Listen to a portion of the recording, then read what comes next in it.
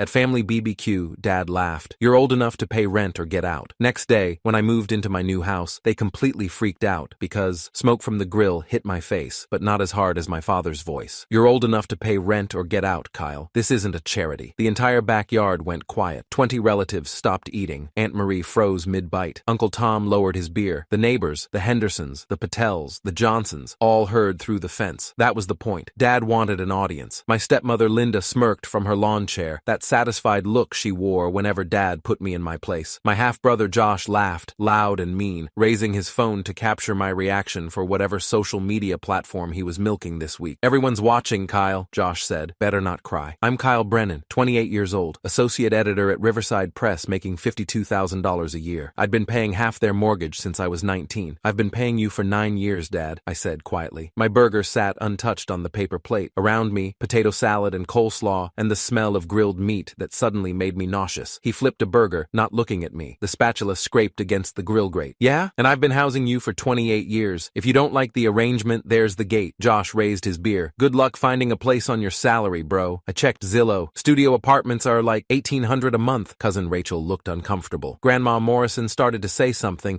but Linda cut her off. Kyle, honey, you're being dramatic. Your father's just saying you need to contribute more. You're not a kid anymore. The neighbors were definitely listening now. Mrs. Henderson's head was visible over the fence, pretending to check her roses. I set down my plate on the picnic table, carefully, like I was defusing a bomb. Fine, I'm out. Linda's eyebrows shot up. Wait, what? You heard him, I said. I'll be gone by morning. Dad laughed. That sharp, dismissive sound I'd heard my whole life. Where are you going to go? You've got no savings. You spent every dime on that ridiculous comic book collection. We'll see, I said. I walked through the backyard, past the grill Dad had bought with money I'd given him for repairs, past the new patio furniture Linda had ordered on the credit card I'd been paying off, past Josh's brand new Ford F-150, $47,000 financed monthly payment courtesy of me. I left the BBQ without another word. Behind me, I heard Aunt Marie. Robert, that was harsh. He needs tough love, Dad said. Kid's almost 30 and still living at home. I kept walking. What they didn't know, what none of them knew, was that I'd been planning this for 2 years. Every rent payment I made, I'd been secretly matching in a separate account. Every utility bill I paid, I documented with photos and spreadsheets. Every grocery run, every repair, every expense, logged with receipts, dates, amounts. While they spent my money on Josh's truck and Linda's shopping trips and Dad's golf memberships, I'd been building an escape fund. Let me back up. Let me explain how I got here. My mother died when I was 11. Cancer, ovarian. Stage 4 by the time they caught it. She fought for 18 months. Lost. Dad remarried 2 years later. Linda Morrison, 41 at the time, divorced, with a son, Josh, who was 7. They moved into our house 3 weeks after the wedding. Dad said it made financial sense. Things were okay for a while. Not great, but okay. Linda tried. Josh was a normal kid. Dad seemed happy. Then I turned 18, graduated high school, got accepted to state college. Not far, just 40 minutes away. I was going to commute, save money, keep living at home. 3 days before classes started, Dad sat me down at the kitchen table. You're an adult now, he said. Adults pay rent. Okay, I said. How much? $400 a month, plus you pay for your own food, gas, phone, everything. I'd saved $2,300 from my summer job at Target. I can do that. Good. First payment is due now. I wrote him a check. That was August 2015. I was 18 years old. For the first year, I thought it was fair. I was living at home, contributing, learning responsibility. But then I noticed things. The rent went up. $400 became $500, then $600. By my sophomore year, I was paying $750 a month. Costs are rising, Dad said. Mortgage went up. Property taxes. You understand? I understood. Then came the utilities. You use electricity, don't you? Internet? That's another $200. Then the food. Your groceries are separate. You buy your own. By my 3rd year of college, I was paying $2,100 a month, more than what some of my classmates paid for apartments. But I stayed because Dad said it was helping the family, because Linda said they needed the money, because moving out would mean disappointing them. I finished college in 2019, got a job right away at Riverside Press, started at $38,000, kept living at home because Dad said he needed the help. The rent went to $1,300. You're making real money now, he said. Time to contribute like an adult. I paid it every month, direct deposit from my checking account to his. But I started noticing other things. Josh got a new gaming setup, $3,400. Early birthday present, Linda said. Dad bought a boat, $12,000. I deserve it after all these years of work. Linda remodeled the kitchen, $18,000. We've been saving forever for this. Meanwhile, I drove a 2008 Honda Civic with 190,000 miles and a transmission that slipped. I wore clothes from Target and Goodwill. I hadn't been on vacation since I was 16, but they were family. They needed me. That's what Dad said every time I asked questions. Then came the escalations. Year 6. They wanted more money. The hot water heater broke. We need $800 $100. I paid it. The AC needs repair. $200. I paid it. Josh needs new tires. $600. I paid it. Every time, Dad said it was temporary. Every time, the amount I owed somehow never went down. Year 7, I started tracking everything, every payment, every request, every expense. I created a spreadsheet, dated every entry, saved every receipt. I also opened a new bank account, different bank, online only, Capital Federal, no local branches. Every time I paid Dad his $1,300, I transferred $1,300 to my secret account, matched it dollar for dollar. It was brutal. I lived on nothing, ate ramen, canceled Netflix, drove as little as possible, worked overtime every chance I got, but I saved. Year 8, the gaslighting got worse. Family gatherings became performances. Dad would tell stories about what a good son Josh was, how Josh helped around the house, how Josh was responsible. Meanwhile, I was literally paying their bills. Kyle's still finding himself, Dad would say. Some people take longer to grow up. Aunt Marie would look at me sympathetically. It's good that Robert lets you stay. Not every parent would be so generous.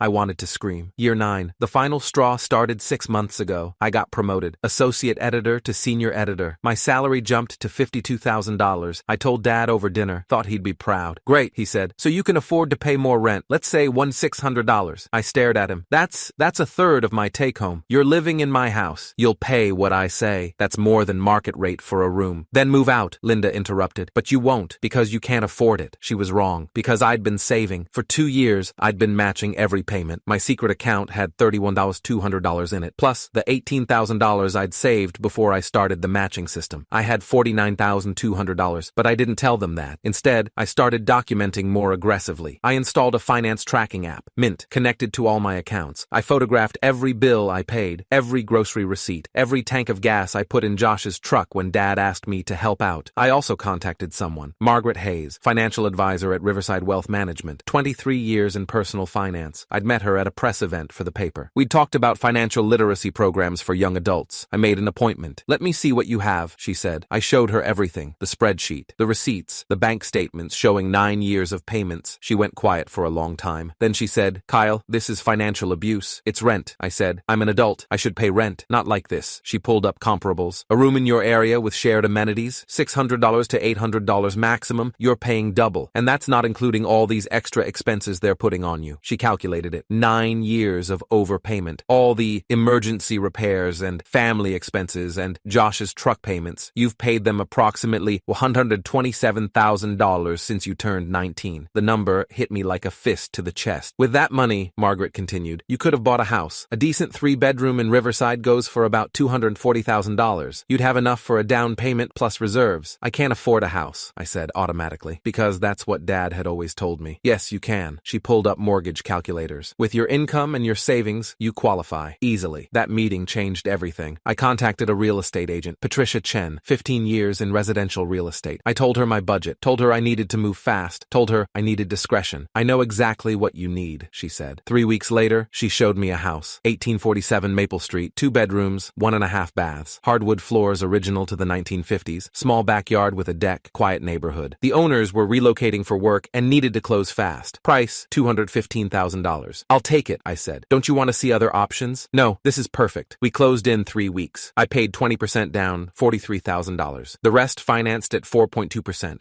My monthly mortgage payment, 1 through 47, less than I'd been paying Dad. I scheduled the move out for the day after the family BBQ. I'd already known Dad was planning something. He'd been dropping hints for weeks about needing to have a talk about my situation. I let him pick the time and place, let him think he was in control. The morning after the BBQ, I loaded my car before sunrise, 5:47 a.m., my Honda packed with boxes. Everything I owned fit in 12 trips. I left no trace, even vacuumed my room. I left a note on the kitchen counter. Moved out as requested. All bills are your responsibility now. Don't call. Kyle. By 8 a.m., I was standing in my new house. My house. 2 bedrooms, hardwood floors, a backyard with actual grass, not the patchy dirt of Dad's place. The deed had my name on it. Only my name. I sent one text to the family group chat. Moved out. All bills are your responsibility now. Don't call. Then I turned off my phone for exactly 1 hour. Needed the silence. Needed to breathe. When I turned it back on, I had 63 messages. Dad, this is ridiculous. Get back here. Dad. Kyle, stop being childish. Dad, you're going to apologize for this. Linda, the Wi-Fi isn't working. What's the password? Linda. Kyle, I need you to call the electric company. Something's wrong with the account. Linda. Kyle, answer your phone. Josh, you actually left. Wow. Dramatic much. Josh, Dad's pissed. This is hilarious. Aunt Marie. Honey, are you okay? Your father called me very upset. Grandma Morrison. listen. Kyle, please call. Let's talk about this. I didn't respond to any of them, just kept unpacking. The house needed work, paint, some new fixtures, but it was mine. Every square foot belonged to me. 3 hours later, someone pounded on my front door. I looked through the peephole. All 3 of them. Dad's face was red. Linda looked like she'd been crying, though I suspected it was performance. Josh filmed with his phone, of course. I opened the door, didn't invite them in, just stood in the doorway, blocking entrance. Nice place, Dad said, pushing past me into the living room before I could stop him. Linda and Josh followed. How much is this costing you? None of your business. The hell it's not. He spun around, surveying my living room, taking in the hardwood floors, the bay window, the brick fireplace. You drained your accounts to prove a point? That's the stupidest thing I've ever heard. I didn't drain anything, I said calmly. I've been saving while paying your bills. Linda's voice went shrill. Our bills? You lived under our roof and paid for it, I shot back. Every month for 9 years. Room and board, she shouted. That's what families do. Families don't charge double market rate for a bedroom. Dad stepped closer, his finger jabbing toward my chest. You owe us. Do you understand? You owe us for raising you, for putting a roof over your head. For what? I interrupted. For raising me until I was 18? That's called being a parent, Dad. You don't get to charge interest on childhood. You ungrateful little... The electric bill is $340, I said. My voice was steady, cold. I'd practiced this. Due in 5 days. Internet is $120. Water is $95. Gas is $147. You'll also need to cover the car insurance I've been paying for Josh's truck. That's another $280 per month. The color drained from Dad's face. Wait, what? Josh lowered his phone. You were paying my car insurance? Linda's voice cracked. And the credit card you used for groceries, and the gas bill, and the lawn service, and... Okay, Dad shouted. Okay, we get it. You're angry. You're upset. But you can't just cut us off like this. We're family. Why not? You were ready to kick me out yesterday. That was just talk, he muttered, not meeting my eyes. No, I said. It was a threat. Made in front of 20 relatives and the neighbors. You wanted to humiliate me. Mission accomplished. So here's my response. I walked to the kitchen table where I'd set up my laptop, opened it. The spreadsheet was already loaded. 9 years of data. Every payment meticulously logged. What is that? Linda asked, following me. Proof, I said. Of every dollar I paid, $127,000 total. That's what you've taken from me since I turned 19. Josh had stopped filming. His mouth hung open. I scrolled through the pages. August 2015, $400 rent. September 2015, $400 rent. October 2015, $400 rent plus $180 for emergency plumbing repair. Stop, Dad said. December 2015, $500 rent. First increase. January 2016, $500 rent plus $340 for new living room TV. I said stop. March 2017, $750 rent plus $200 for AC repair. June 2017, $750 rent plus $800 for Josh's summer camp. Linda's face had gone white. Josh's camp? You told me the family needed help, I said. That we were struggling. That if I didn't contribute, we might lose the house. We were struggling, Dad insisted. No, you weren't. I pulled up another tab, his public Facebook posts, screenshots I'd saved. June 2017, look at this post. You're showing off the new boat. Finally got my dream toy. $12,000. 3 weeks after I paid for Josh's camp. That was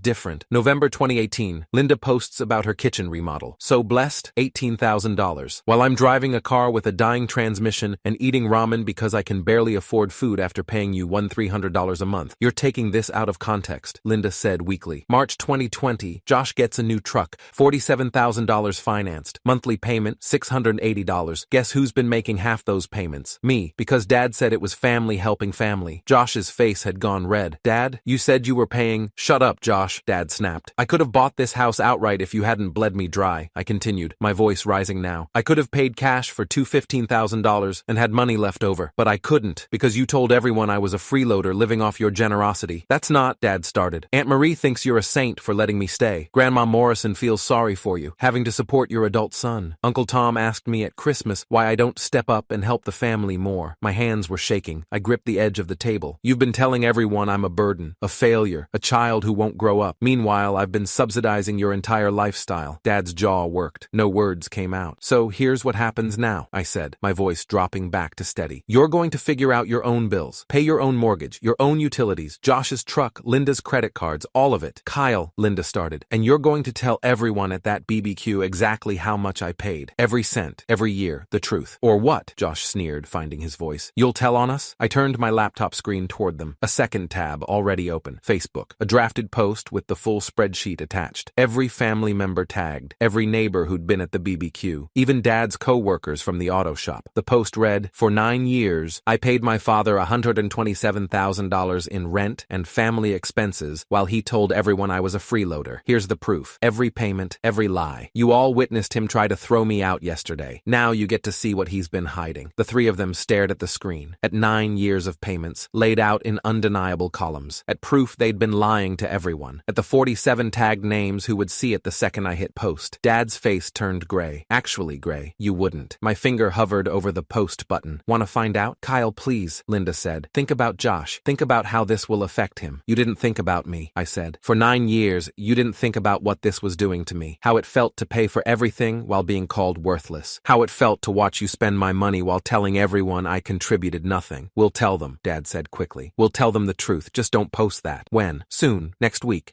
Now, I said. You call Aunt Marie right now. Tell her everything. Then you call Grandma. Then Uncle Tom. Every person who was at that BBQ. Dad pulled out his phone with shaking hands. Dialed. Put it on speaker. Marie? His voice cracked. I need to tell you something. About Kyle. About the money. I watched him confess. Watched him admit to 9 years of exploitation. Watched Aunt Marie's voice turn from confused to angry to disgusted. Robert, how could you? She said. That boy, he trusted you. Next was Grandma. She cried. Actually cried. Kyle paid for all of that? And you let us think, oh, Robert. Then Uncle Tom. Then the neighbors. Then Dad's co-workers. Each call was harder than the last. Each person angrier. Each relationship damaged. By the time they finished, 47 minutes of calls, Dad was crying. Linda was silent. Josh had left, walking out without a word. Are we done? Dad asked. Can you delete that post now? I looked at the drafted post, at my finger still hovering over the button. I'm not deleting it, I said. I'm saving it. If you ever tell anyone I'm a freeloader again, if you ever claim I owe you anything, if you ever try to manipulate me or guilt me or demand money, I post it. Understood, Dad whispered. And you're going to issue a public apology on Facebook tonight,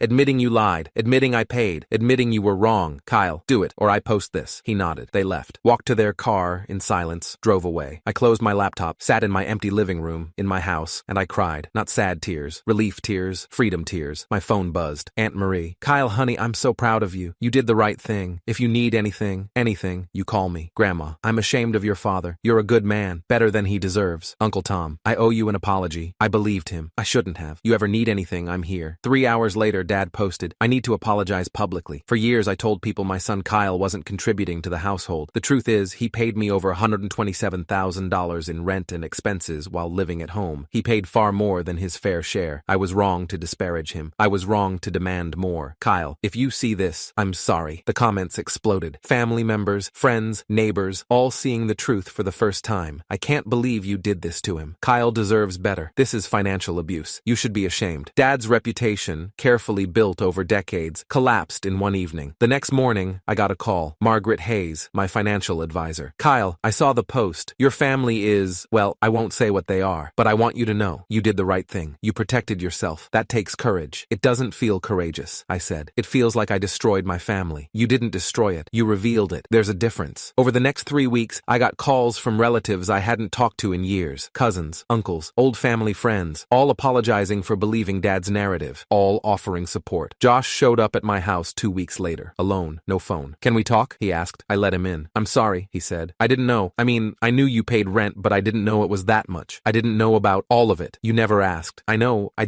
thought Dad knew best. I thought you were okay with it. I wasn't. I know that now. He looked around my house. This place is nice. You deserve it. Thanks. Dad's been different since you left. Quiet. Stressed. He can't afford the bills. The mortgage is late. I didn't respond. I'm not asking you to help, Josh said quickly. I'm just telling you. I'm going to start paying rent. Real rent. What I should have been paying all along. That's between you and Dad. Yeah, I know. He stood to leave. For what it's worth, you're a better man than I gave you credit for. After he left, I thought about forgiveness, about family, about whether bridges burned, stay burned, or if they can be rebuilt. I didn't have an answer. 6 months later, I'm still in my house, still loving it, still learning how to live without the weight of their expectations. Dad and I don't talk much, maybe once a month, surface level stuff, weather, work, nothing deep. Linda and I don't talk at all. Josh and I text occasionally. He's paying rent now, real rent, learning what I learned years ago. The family BBQs are different now, quieter, smaller. I don't always go. When I do, people treat me differently, with respect, with awareness that I'm not who they thought I was. Sometimes I think about that moment, my finger hovering over the post button, the power to destroy everything. I'm glad I didn't post it, glad I gave them a chance to make it right themselves, but I'm also glad I kept it, because some bridges need to be burned, and some people need to know you have matches. The deed to my house sits in a frame on my wall, my name, my property, my proof that I was never the person they said I was. And whenever I doubt myself, whenever I hear Dad's voice in my head saying I'm not good enough, not responsible enough, not worthy enough, I look at that deed, and I remember I paid for my freedom. Every dollar was worth it.